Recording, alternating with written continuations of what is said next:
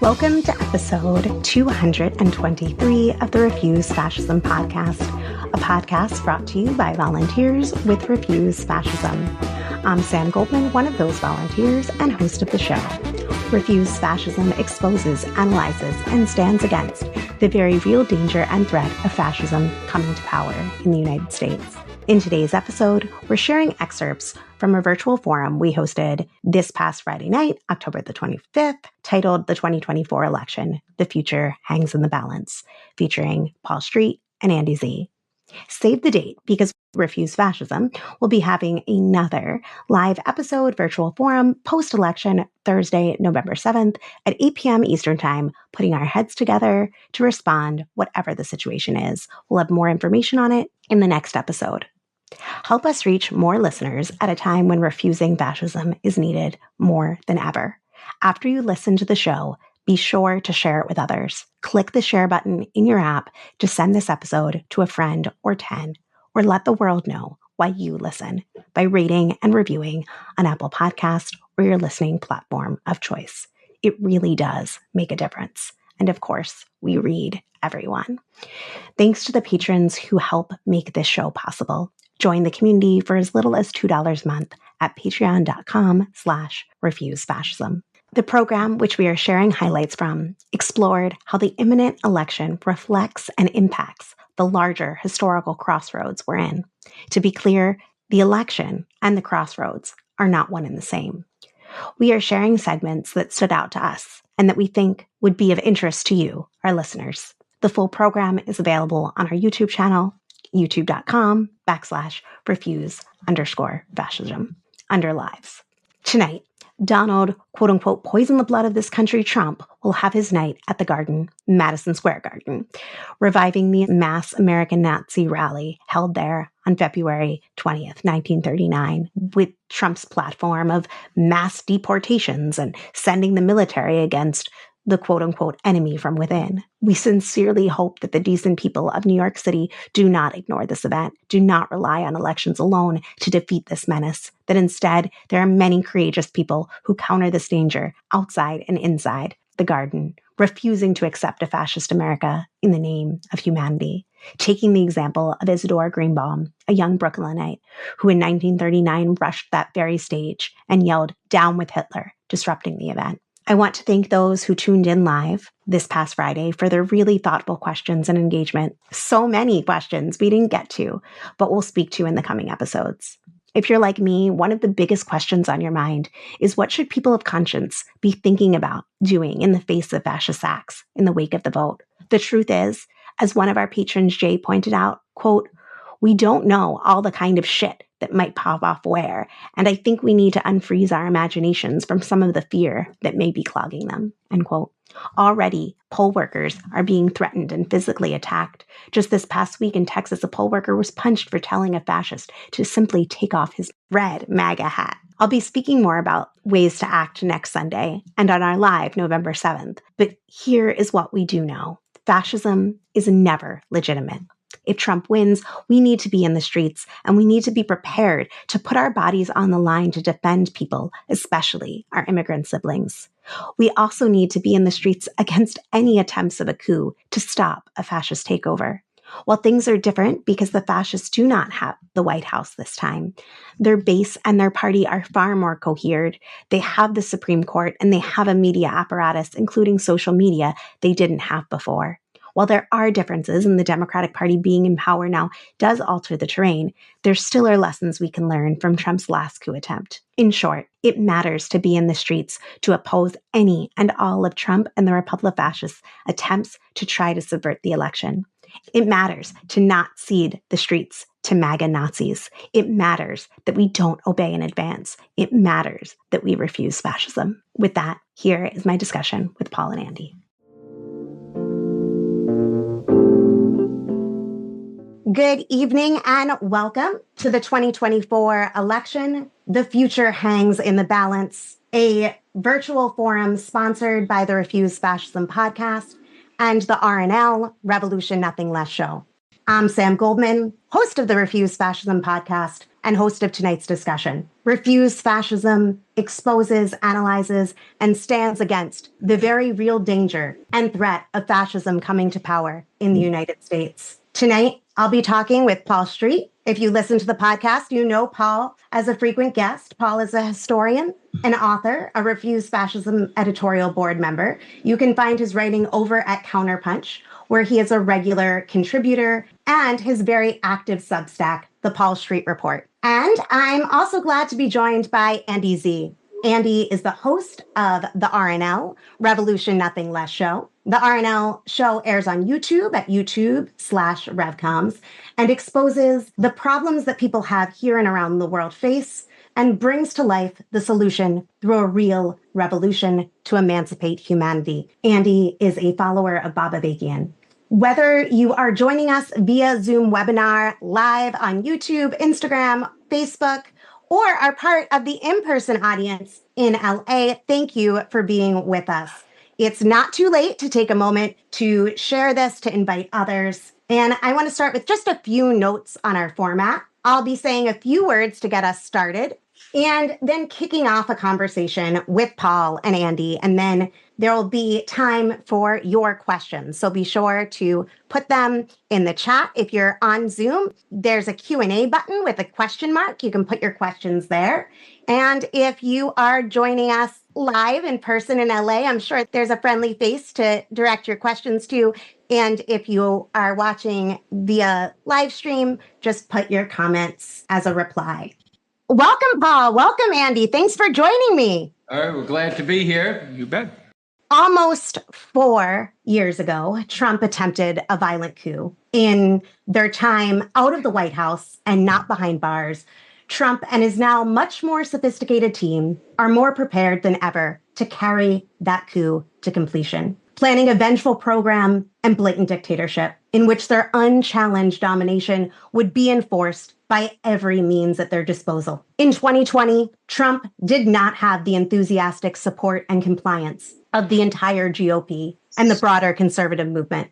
He did not have his thoroughly fascist majority established on the Supreme Court. He did not have effective control of any major social media platforms. He did not have his movement battle-tested and prepared for real-world violence. Now, 10 days to the election, he has all that and more. He had a pillow tycoon speaking at rallies in 2020 and 2021. Now, he is the wealthiest man on the planet, carrying out an entire parallel campaign to deliver Trump to the Oval Office. As bad as normal might be, none of this is normal. The latest New York Times poll found Harris and Trump tied 48-48. Half the country says yes to Trump's fascism. We don't know what will happen on November 5th or after, nor do we know what will happen in the next hours or days with the real potential of a World War III. But right now, in addition to the prospect of a coup attempt, there is a real shot Trump could win outright, securing the majority of the Electoral College votes. It must be said that regardless of the election results, fascism is never legitimate. We are talking about fascists wielding state power in the most powerful and most lethal country in the world, the most deadly empire in history, a fascist movement steeped in white supremacy and Christian nationalism, painting the cleansing of their white nation in biblical terms, eager to emulate and outdo the genocides of the Old Testament.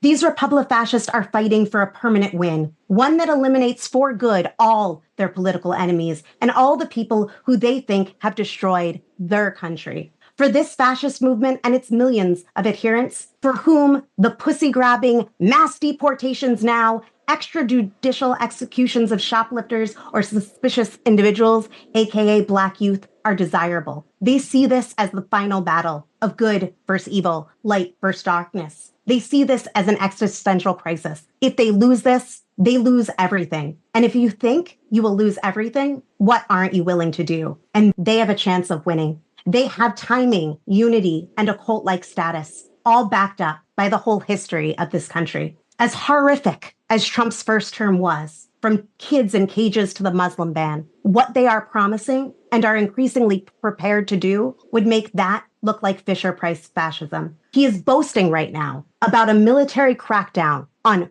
enemies from within. Days away from the election, he has doubled down on his Hitlerian rhetoric, and his fascist collaborators openly plan to institute a more fully fleshed out program on day one of his dictatorship. Woven together with their missionary zeal to seize power is the keystone of their program, the unprecedented mass deportation of over 10 million people. Think of the violence necessary to carry out such a campaign: raiding homes, workplaces, places of worship, destroying communities, ripping apart families, rounding up anyone suspected of lacking documentation, putting whole communities in dismal camps. For the fascists, the prospect of this violence is not incidental or regrettable, but a way to mold, coalesce, and institutionalize the future they are fighting for. As all this unfolds, the Democrats are telling you that the only thing to be done, the way to stop this madness, is to vote in an election that the Republicans are working overtime to subvert and have already declared illegitimate if they lose. So it's time to wake up and take this mango-hued motherfucking fascist seriously and literally, to recognize the fascist base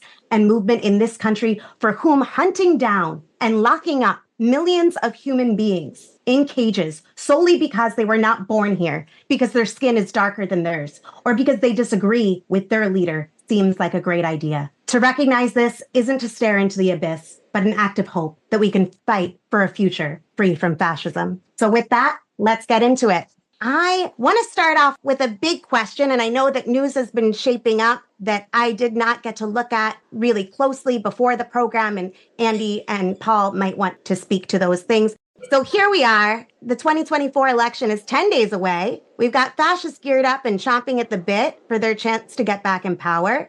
We've got the non-fascist majority in this country sleepwalking, treating this as an important election, but still just an election, a normal election. We're really at a crossroads much bigger than any election. And this country, this empire is facing unprecedented crises, from global warming to global displacement of tens of millions of people, from genocidal wars to the real potential of a civil war here in the belly of the beast. And in the midst of this, days away is an election where, not by coincidence, fascism is on the ballot. And most folks who say the future hangs in the balance in this election are just talking about who you're going to vote for. And I want to get in, what is it that we're talking about here? And what do you see as what's at stake the moment that we're in right now? Paul, do you want to start? Yeah, sure. I want to welcome everybody in, and that's absolutely right. We have just gotten news reports that Iran has been attacked by Israel. The specifics are very weak. I don't know if oil fields were attacked or if Tehran was attacked, so just keep that in mind, everyone, as we speak. Untold new imperialist horrors are unfolding in real time, U.S.-backed imperial horrors, I might add. Before I answered your question, Sam, a quote that I saw on X from an activist named Hadi Nasrallah, where he wrote, "The entire U.S. system must be dismantled." Hadi Nasrallah wrote, "If burning children alive in a hospital is the lesser evil, that's the lesser evil. That is a lesson about the entire system needing to come down."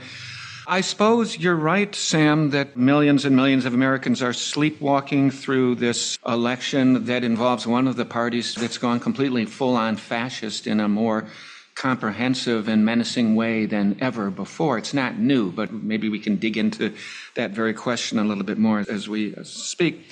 But if that's true, that has a lot to do with the media, which just insists on normalizing a candidacy and really promoting a candidacy of a flat-out malignant sociopath and probably the biggest assholes in the history of the entire human race. And by the way, happens to be a Americana Christian white nationalist neo-fascist and the symbol and spearhead of a comprehensive movement for the Christian fascist takeover and makeover of American society. It's pretty bad. I think it's right. Most people are still focused on the horse race and voting, and it's about who you vote for. And I think we're here to say, what are you here to fight for? Not just who are you here to fight for, but what are you here to fight for? And what vision of a kind of world that you want to live in are we here to fight for.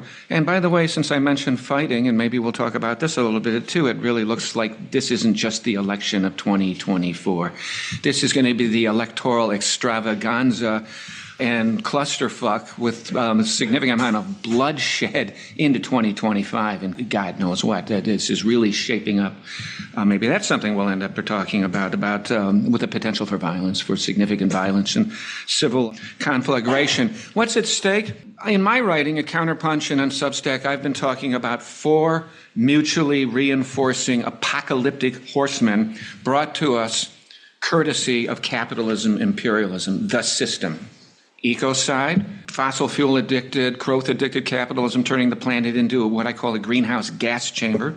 1, apocalyptic horseman number 2. Don't get depressed, please. I say these things because I believe in our ability to understand truth and reality and act upon it in a liberating and revolutionary way. 2, potentially nuclear war, and God knows if we're moving closer to that right now when we find out more about what's happening in Iran.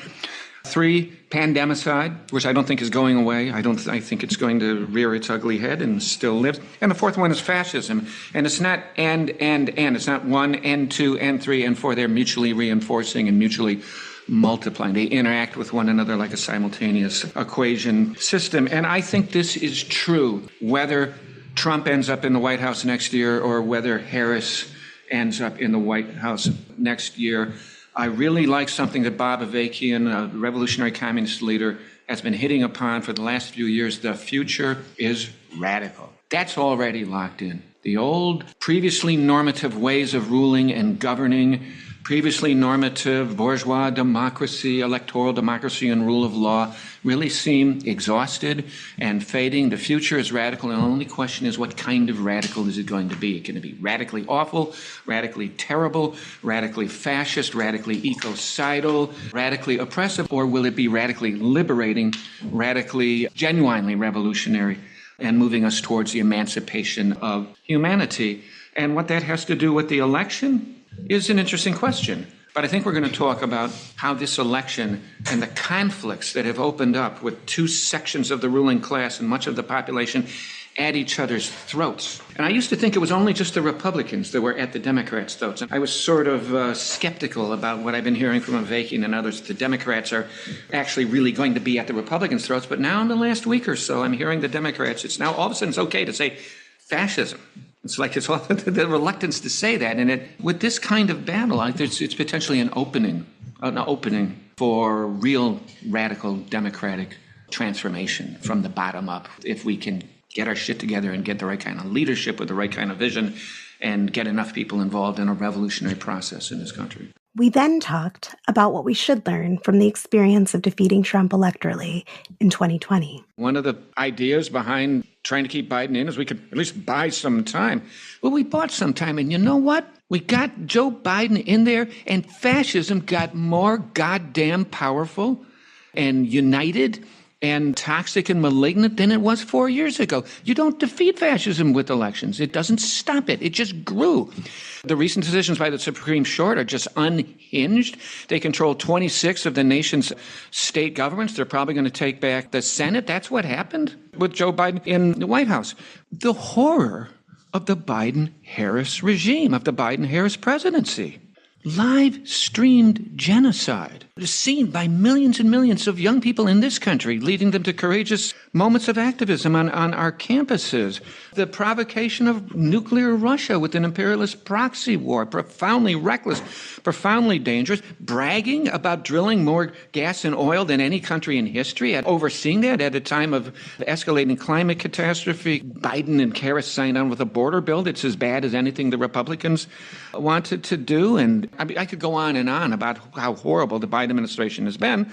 And Kamala Harris has shown that she will continue all of those negative and reactionary and reckless and imperialist policies. All these progressive promises she's making of things she's going to do if she gets in the presidency amounts to trying to blow smoke up our asses because she knows damn well, because she's a veteran of the Senate and Joe Biden is a veteran of the Senate, and they both know damn well they're not going to get bills to make Roe v. Wade the law of the land again. They're not going to get a chance to sign a bill for the John Lewis Voting Rights Act. They're not going to have a single bill from the absurdly powerful and malapportioned right-wing U.S. Senate. And so this notion that, well, maybe we'll get there, we'll get something done. No, you won't. You won't get shit done. You're not going to get anything done. We have a minority rule system. We have a right-wing tilted governance system. Time is up. Time's up on this. We can't keep marking our moments of mass political engagement around 4-year election cycles. When's the next one? 2028, 2032, 2036? Are you kidding me? What the fuck are you talking about here? Mother Nature isn't waiting for us to pull our heads out of the ass of the every 4 years election cycle. She's moving fast right now. Guess what? Time's up. What do you think about that, Andy? I actually want to jump in, Andy. I think we got to make good on it. I wanted to jump in just to say one thing briefly. Anyone who's saying, well, we may lose this one, well, we'll try again in 2028. Those who are influenced by the Democrats, I should say, are not grasping the gravity of what we face. If the fascists are able to seize power, they're not going anywhere. We're not talking about a normal election. And we're also not talking about politics as has been done in this country before. I just think that bringing people back to that reality, it is critical. And I'll also say, and this is something that I think is a disagreement between us. I think that right now we're 10 days away, and my concern primarily isn't what people do or don't do, who they vote for. That isn't my concern. My concern is, what are people doing the next day? And that is a big concern of mine. I'm not dismissing the reality that you're presenting. It's just a burning question on my mind. Andy, you wanted to add something to what Paul said? Yeah, well, you just said a lot, too. Look, I think Paul brought out very sharply, trenchantly, what this fascism would mean, in the fact that the fascists are prepared this time, which they weren't in the last time. They've learned the ropes. Not only is there that Project 25, there are actually other groups that are making up the lists of who's going to replace whom. It's going to be a full-out fascist regime. And that's because a section of the ruling class, this is backed by some very powerful people, very powerful banks, industrialists, all this. And the engine of it is a white Christian fascist movement. And there's a lot we can say about that.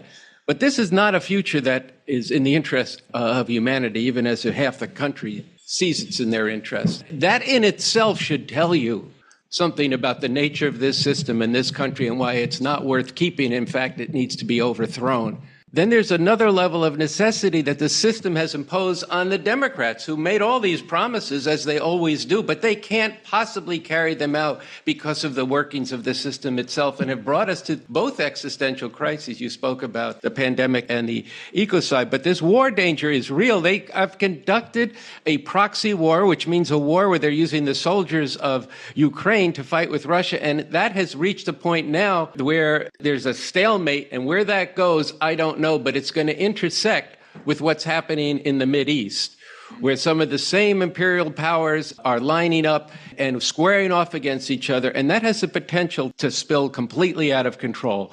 On every single question that the people cared about and thought that they would get something done when they elected Biden, the Democrats could not do it because the system itself won't allow them to do it. The necessity on the border that they have faced. What are they going to do with this massive influx of immigrants from the very crisis they've created in countries throughout the world? The environment, we just mentioned that. The wars, we just mentioned that. The very fact that their whole economy gets out of kilter all the time. And I want to re-emphasize this point, this situation in Gaza. Time after time in this war, this genocide, this absolute slaughter, it just comes in, it hits you right here.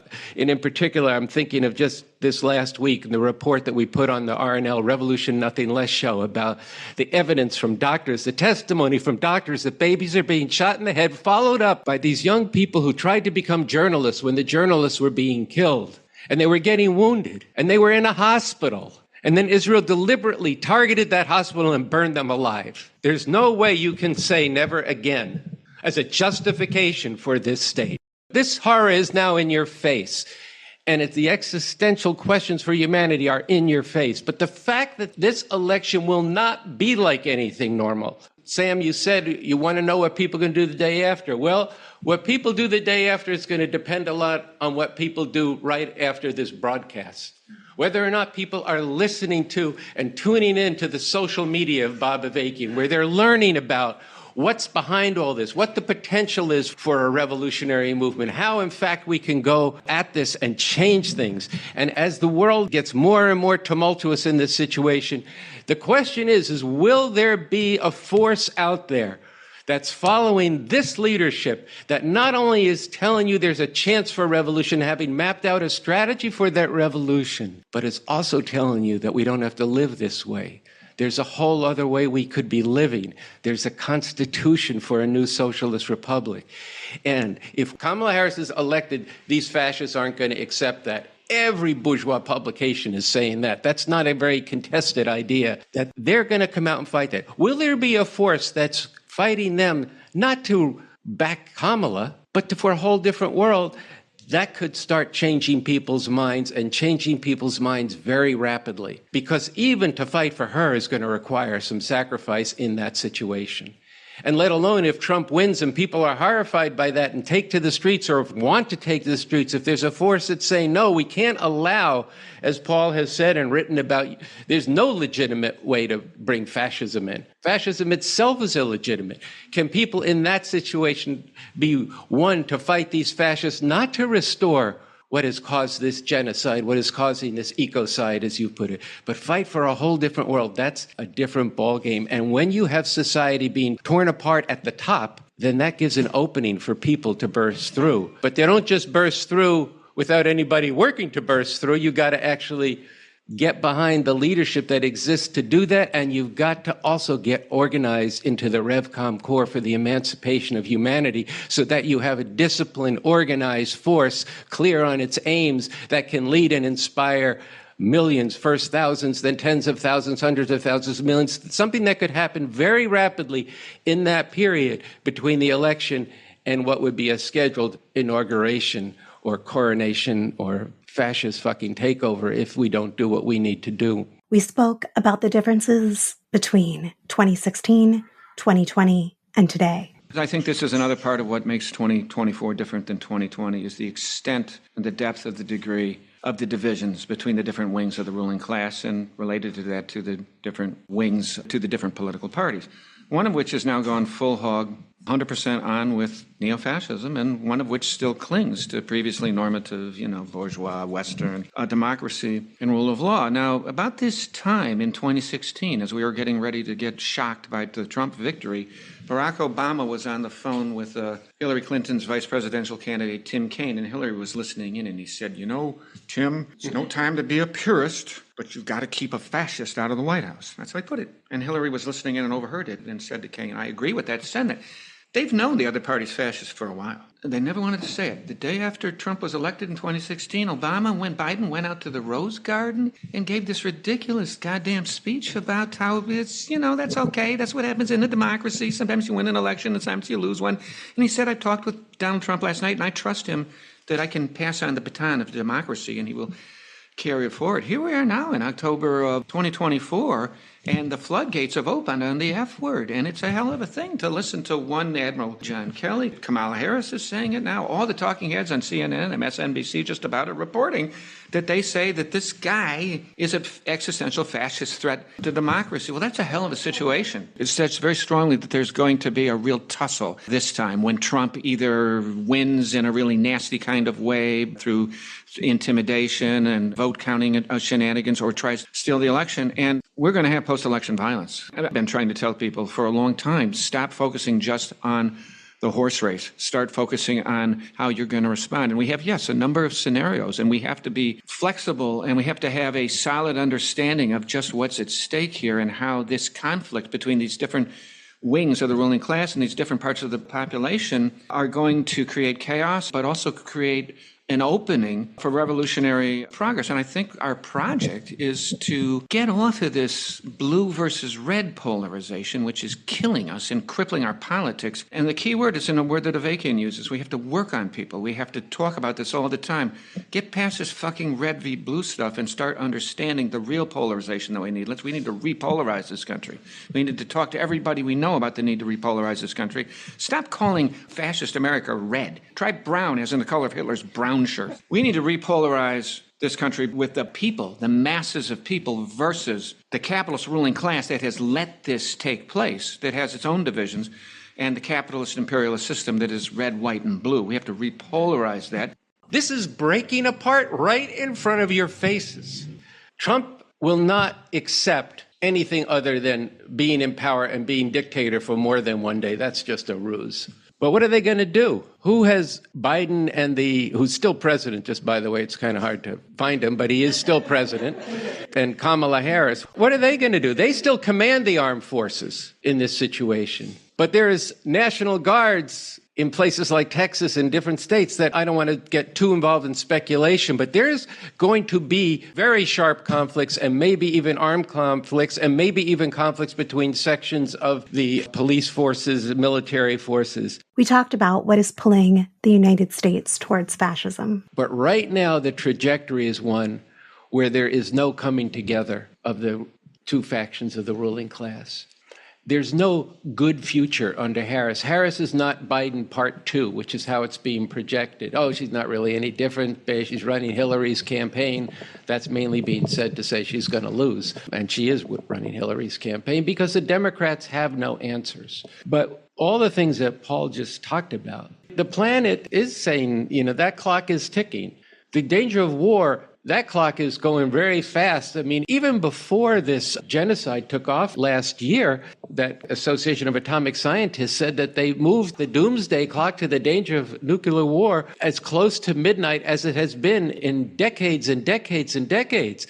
This is not stuff that we're saying to hype or gin anybody up to get with the revcoms. This is like what's happening. If you think about what a Harris regime is going to have to do in the next period, if you think about that these fascists are not going to go away. Paul did a whole explanation at the beginning of this, and there's things that Bob Avakian has written and that have been done on the Revolution Nothing Less show. These fascists have taken over the Republican Party. That is now a fascist party. In 2017, it was a fascist party, but it had a lot of other elements in it. Those elements have been purged. Yes, on the federal level, but throughout states across the country. They have done a job. They have a very coherent thing.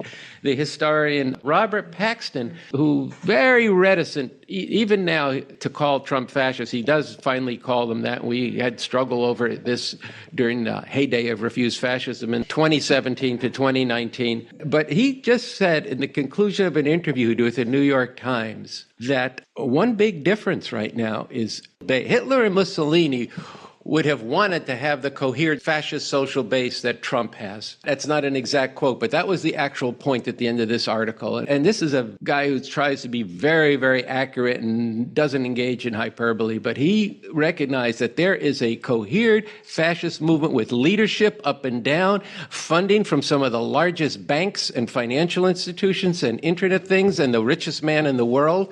And now check this out. In the last few days, some of the major newspapers in America refuse to endorse Harris, who they are for, because they are afraid of Donald Trump and the fascists. I don't know what people need to wake them up, but this is a serious business. Now, in terms of the call, well, then that, of course you should vote for Harris. And no, because she's going to be under siege to that and be capitulating to that. Paul made the point earlier, I think it was an important point, that they did have an opportunity to go hard against Trump in the first years of the Biden administration. They didn't do it. They backed off, just as Obama wouldn't do anything against the war criminals of the Bush regime and what they did in Iraq. The Democrats will not fight the way you want them to fight because they are representatives of this system and they carry out the imperatives, which means the needs of this system. That's what they are.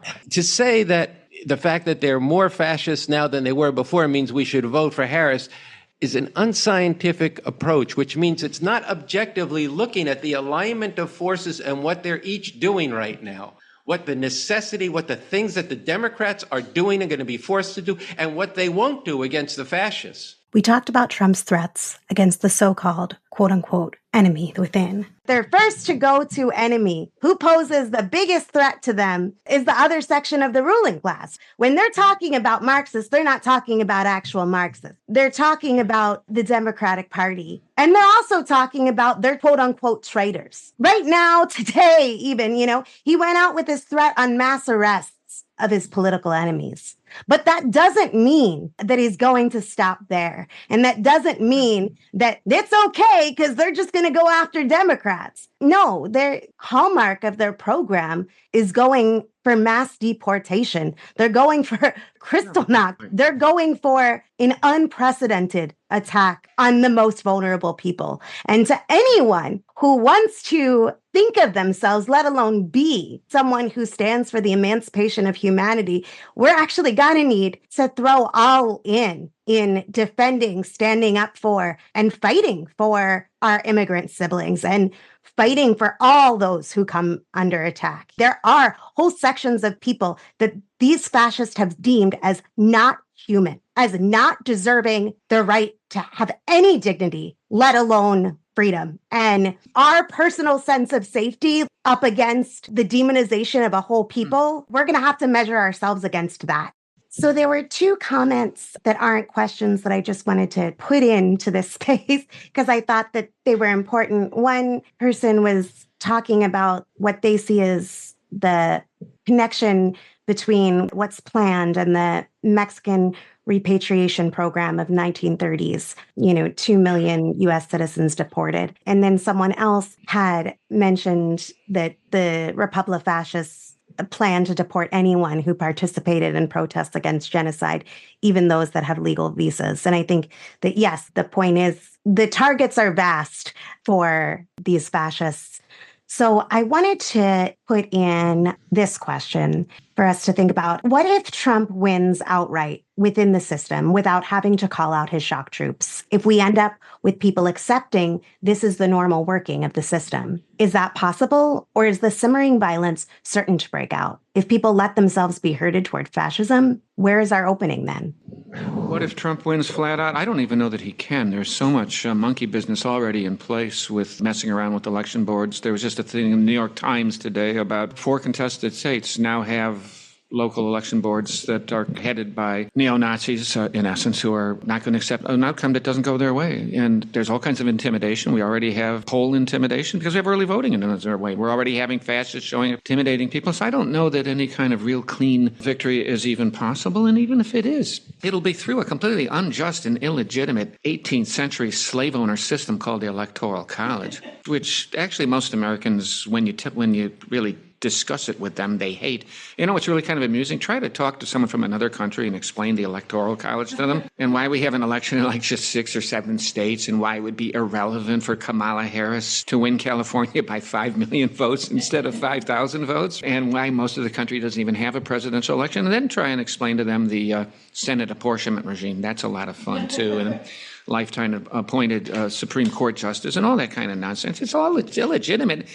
And there's a good liberal scholarship on these institutions, these minority rule institutions that tilt this country far to the right of the populace. They go back to slavery. Every single one of them. States' rights, the Second Amendment, and all the guns are out there. The Senate apportionment regime and the Electoral College, they all go back to slavery. They're illegitimate. And never forget, I confused these two guys. Adolf Hitler rose to power fully constitutionally through legal means. He was appointed chancellor and he won an election and the Reichstag fire and then things got really messy. But he continued to try and wrap his fascist regime in the aura of the rule of law and even a certain aspect of parliamentarianism. He kept addressing the Reichstag. It was a joke, but he kept going in there and talking to them. Many of us are so pissed off at Trump that there's going to be protests anyway. If he gets in there, it was a clean win, wasn't it, in 2016? And people came out. And he's promised to declare the Insurrection Act and bring out live ammunition and shoot fucking people down. First off, we can't say a number of things. One thing we can say, if he wins outright, plurality, of the popular vote and the Electoral College, and it's seems to be cut and dried from the norms of this system that you well described, and in fact that it's been even further tilted by the changes they've made in these election boards. But I think it's quite likely that there will be people who want to protest. That's one thing. Maybe not right away, but people will be in shock, but maybe they will. Second, I don't know what the Democrats are going to do, actually. I mean, one would think that they will probably capitulate. That would be given history and what they try to uphold the norms. But on the other hand, Mark Milley said he's had to put bulletproof windows and curtains on his house. The Speaker of the House, Nancy Pelosi, probably the Democrat with the most strategic thinking and the strongest will of any of them, just happened not to be home, and her husband was bashed over the head with a hammer, still to bad effect. Adam Schiff has been threatened. These newspaper owners, very powerful people, billionaires, are fearful. So maybe fear will keep people home, but there is a deep well of not wanting to see if dictator day one was just a bluff or was real, because I think people have heard a lot of stuff that it is for real. And the fact that the necessity has now made them say what they didn't want to say, which is that this is a fascist regime, tells you that they're going to have to get out of their comfort zone, or they feel a compulsion to get out of their comfort zone to actually deal with what is they see as an existential threat to America being number one through maintaining the bourgeois democratic form. They do see that as existential, just as the fascists see transforming that as existential. So I don't know what they're going to do in the face of people protesting. If nobody calls a protest, I think somebody might. And we'll have to see who does that and how they do that. And we have some experience. We could probably contribute to that. And then we'll see how that protest can be transformed into something more fundamental, like something that gets at the more fundamental roots of this system. We don't have a crystal ball, but I think it's completely counter to any objective assessment of how things are arrayed right now to think that if Trump wins, then everything collapses. And I'll tell you one thing, it's not going to be back to normal. And even if for some reason things were relatively peaceful for a while, these people are going to run wild, his social base. And he's preparing to do some really horrific things. I think he is going to round people up. And you don't think that's going to have repercussions throughout society? Among immigrant communities who are a majority in many cities, including the one where we're speaking from. This is going to be a tumultuous time. Whether it happens on November 8th or somewhat later, I don't know. But it's on us, too, to wake people up to what's actually going on and what the actual stakes are. I'm not casting an insult to anybody, but actual meaning of the word, some perverse thinking that there's some pathway to this can just go to some form of normalcy. I don't think it's normal. I don't think it's going to be the same world. You're not going to be living in the same world in the same way. Yes, people in Germany, there were people who got through it, okay? That's who you want to be. That stain is on you forever and anybody you ever influenced. And the stain is still on society today. It still tears at the hearts of anybody who reads the history or sees a movie of Anne Frank or anything else. So I think we just have to not be so complacent about that. I will say the Democrats, they claim to have a bevy of lawyers, which is how they like to fight things. They have a bevy of lawyers who are prepared to file suits on all kinds of irregularities that have already happened. And as Bob Bavikian has pointed out, ultimately that will go to the Supreme Court and we'll find in the interests of Trump. But imagine that process going on and the opportunity that would present to actually unleash all kinds of mass struggle, because we're not going to rely on courts that actually are going to get decided by a fascist Supreme Court. I don't know what this is going to be, and either do the people who say if he just wins outright, it's going to be all just like not so good, but we'll get through it. They're not looking at the reality, at least the way it seems to be shaping up, and all the indications are. So that's just not the right understanding of what's actually at stake. I really appreciate that, Andy. Can I add just one thing to that? The really key point that Andy just brought up, which is that just because Trump gets in and perhaps wins legally, these right-wing paramilitaries out there and fascists out there are not going to go, oh, okay, we won it clean, so now we really believe in bourgeois democracy. Their bloodlust needs to be slaked. They're going to come out in retribution. Police are going to take it as a real green light that they can shoot folks down like they've never shot folks down before, and they're going to go ape shit. They're going to see a Trump victory as a red flag in front of a bull, and they're going to come running after us. And Trump has promised, remember, any protest, he wants to declare the Insurrection Act. He says he wants to deploy the military to round up, 11, 12 so-called illegals. He's also said he wants to enlist the military to go in the inner city and end crime in one day. And people are not going to put up with that shit. I know a lot of people are not going to put up with that stuff. And I know people in a certain red state in this country who talk about wanting to defend immigrants against the coming deportation campaigns. There's going to be a lot of sentiment against that. So I don't think it all goes away.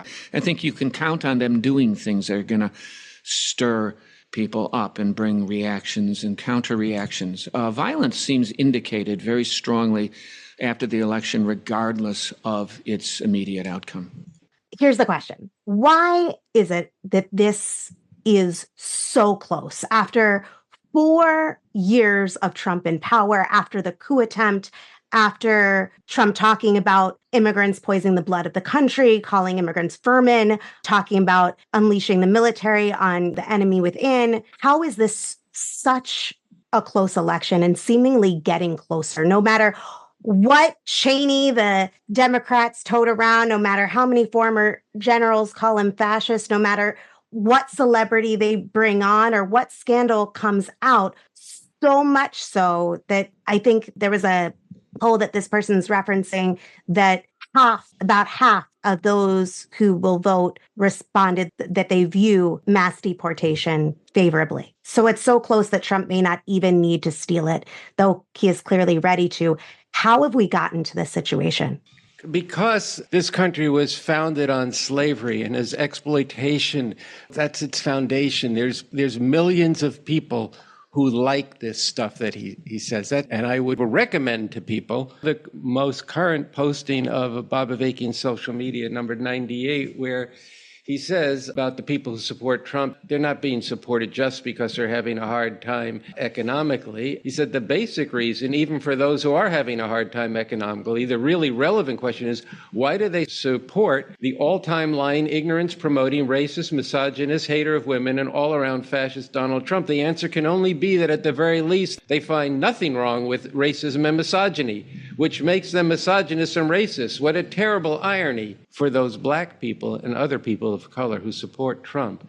Just like those who supported Hitler and the Nazis in Germany, they support a fascist because of fascism appeals to them. And on the other hand, the Democrats, they mumble around most of the time. People are not inspired by Harris because most of the time she avoids the question, and it's all PR, and it's all that Trump's going to be bad, and he is going to be bad. But you don't have any answers outside the framework of this system. That's why it's close. And then years ago, actually 3.5 decades ago, I think, Bob Avakian spoke about the danger of developing white Christian fascism in this country. And he quoted a very famous author who said that when fascism comes to America, it's going to come wrapped in the flag and with a Bible in the hand. And of course, Trump is actually obliged and does this picture every time he shows up at CPAC where he hugs the flag and then goes and sells a Bible that has the Constitution in it. There is a correspondent in the 30s. Her name was Dorothy Thompson, I believe. She's a very famous columnist at that time, and she was expelled from Germany. A lot of famous stories about it. And she was then got on a campaign to say that fascism could come here. And she said, when our dictator turns up, you can depend on it that he will be one of the boys and he will stand for everything traditionally American. I just want to emphasize this one of the boys, because one of the things that's been happening, what Trump has been doing, and so, well, why is he talking about Arnold Palmer's, the golfer's penis? What does this have to do with anything? And why is he going on all of these bro podcasts? You see, this is the opposite side, but the same misogyny that has him say you can grab women by the pussy when you're powerful. It's part of that, which is also the same underlying ideology as overturning Roe versus Wade and turning women into a traditional role in society. This is another reason why it's so close, because this current, and along with the white supremacy, is very deep in America. It's very, very deep. There's all this stuff on trad wives on the one hand and this bro culture on the other. They like what he says. That's one thing these columnists can't get. They actually like it. This resonates with them. And that's another reason why we need a revolution that's not just going to be so that people get, 3 squares a day and able to, well, I guess it's an old saying, but just have a decent economic life. But we're talking about a totally different social relations between people of different nationalities, between people of different genders, between people who had the experience of working with their minds and those who've been locked out of it. We're talking about overcoming all of those relations and all the ideas that correspond to it. And Trump gets down in the gutter with all the ideas that perpetrate this system and perpetuate this system. And that's part of why it's close.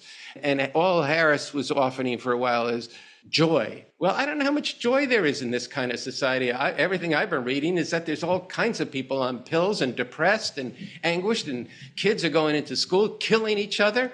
I remember going under the desk with the danger of a nuclear war, but now people are going to drill so that their classmates don't fucking kill them. This is a sick society, and the Democrats offer no answer to that. They've had plenty of opportunities to do this. They can't do it because it's intrinsic in the economic system, the political system, and the culture of this country.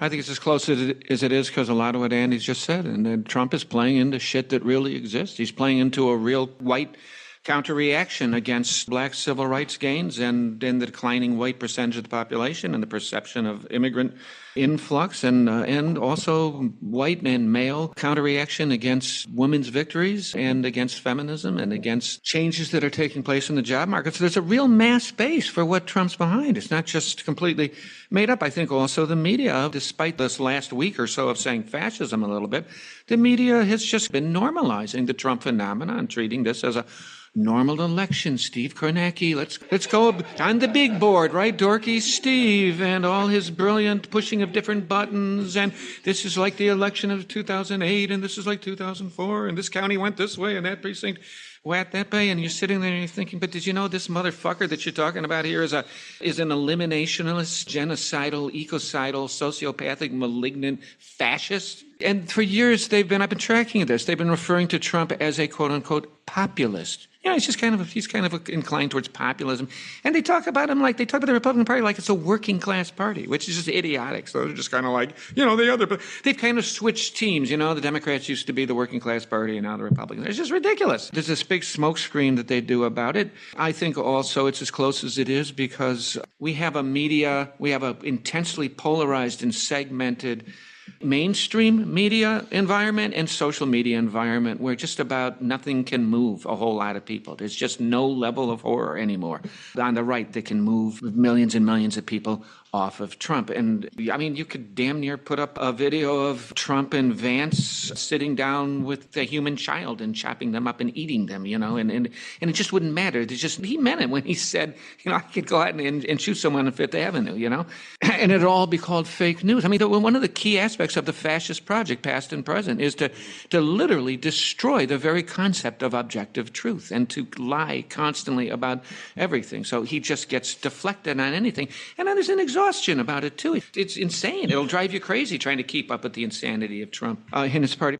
I want to just thank you both so much for taking the time to talk with me, to talk with us, to wrangle together over what it is that we really face in this moment now. And I want to thank all of you who have been tuning in and sharing your questions and your engagement and wrangling right alongside us. And the questions that we didn't get to today, we're going to keep you in mind in future episodes of the Refuse Fascism podcast. I know the RNL show is going to be thinking about these questions and maybe speaking to or writing about them as well. And you might see some things from Paul, I'm sure, on the Substack about these similar themes. I want folks to save the date because Refuse Fascism will be doing another. I don't know if it's going to be live. I don't know if it's going to be a webinar. So stay tuned.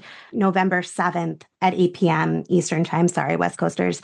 You can read more from and stay connected with Paul via his Substack, which hopefully someone can put in the chat for me. You can find Andy over at youtube.com/therevcoms. on Thursdays, usually 8 p.m. Eastern Time. Hopefully someone can put that in the chat too so people can be connected. And you can catch me and the Refuse Fascism podcast every Sunday night. Search for Refuse Fascism wherever you get your podcasts or sign up at refusefascism.org to get them in your inbox each week. And also, they can go, since I referenced several times the Bob Avakian social media, it's at Bob Avakian Official and on almost every social media platform. I'm going to end the way that I always do. In the name of humanity, we refuse to accept a fascist America. Good night. Good night. All right, Sam. Very good.